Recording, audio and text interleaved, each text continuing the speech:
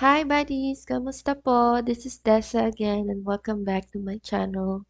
So for this video, i-explain ko po ang average formulas. So meron po tayong average, Averagea, Averageif, and Averageifs formulas.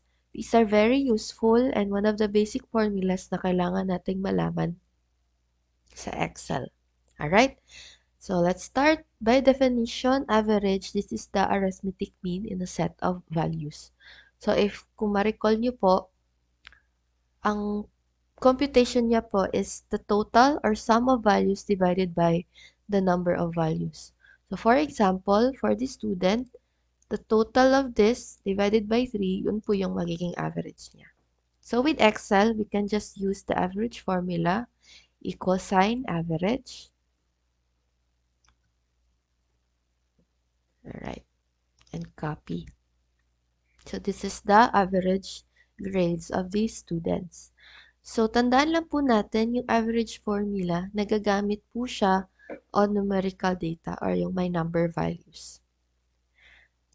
So paano naman if meron tayong text data or other than numerical data?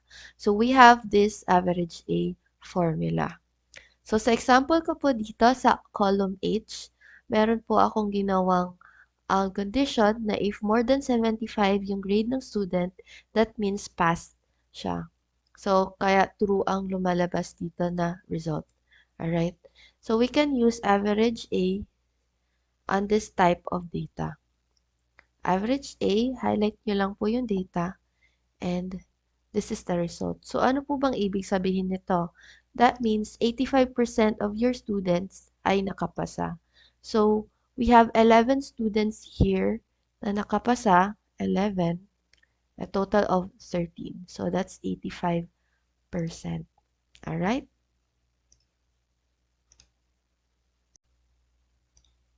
Alright, so moving on to another set of data para mas ma-explain at mas maintindihan natin ang Averageif and Averageifs formulas. Alright? So for average formula, gagamitin natin ito if we have one condition sa ating formula. So for example, based sa total sales data natin, i-compute natin yung average sales quantity and average sales amount ng bawat product natin dito. So to start, equal sign, Averageif.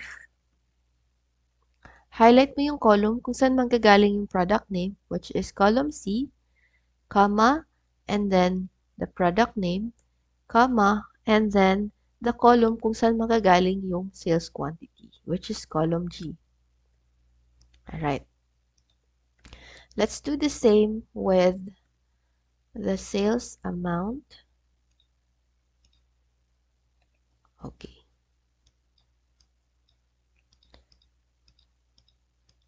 Since quantity ito, we want this to be a whole number. So you can use the round, you can use round down or round up for additional touch ng ating data. Alright? Okay. So for Averageif, pwede mo rin itong gagamitin if you wanted to exclude those data na may zero values. So, may another set of data ako dito. So, Averageif, highlight mo yung set of values mo, and then, click mo tong condition mo dito. Okay. You can also type this one, Averageif, highlight, and then, 0. Don't forget the quotation mark, and there you go.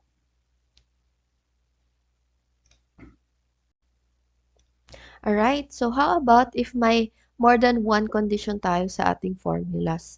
So this time, gagamitin natin yung Averageifs formula. So sa data natin dito, kukunin natin yung average sales quantity and average sales amount of each of our products only for the month of November and December. Alright? So to start, equal sign, Averageifs. This time, mauuna yung column kung saan manggagaling yung numbers or yung quantity. Column G, next is kung saan manggagaling yung product name, which is column C. Click the criteria. Next is yung column ng month, and then yung criteria ng month dito. Alright. So let's do the same with the average sales amount. So first is the sales amount. Next is the product name, criteria, the month, and November. Alright. So let's not forget, if ikakopy na natin siya sa ibang rows, lagyan natin ng absolute reference or ng dollar sign itong November na cell. Right. So, O3. Okay. Alright. That's it. So, how about if gusto natin siyang i-copy for the month of December naman? So, ang gagawin natin, lalagyan natin ng absolute reference yung each column para hindi siya mag-move once i-copy mo siya on column Q and R for December. So, lagyan mo siya ng absolute reference or dollar sign, column G, column C, column I, and then sa criterion natin na product name, lalagyan lang natin yung column L ng dollar sign. Alright. And then let's do the same here. Column H.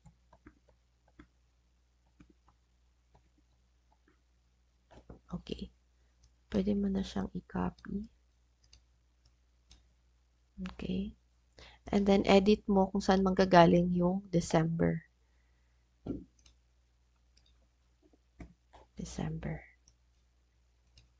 Alright, that's it. So, alam na natin paano gamitin ang average if and Averageifs. Thank you for watching, guys. Sana may natutunan kayo. Bye!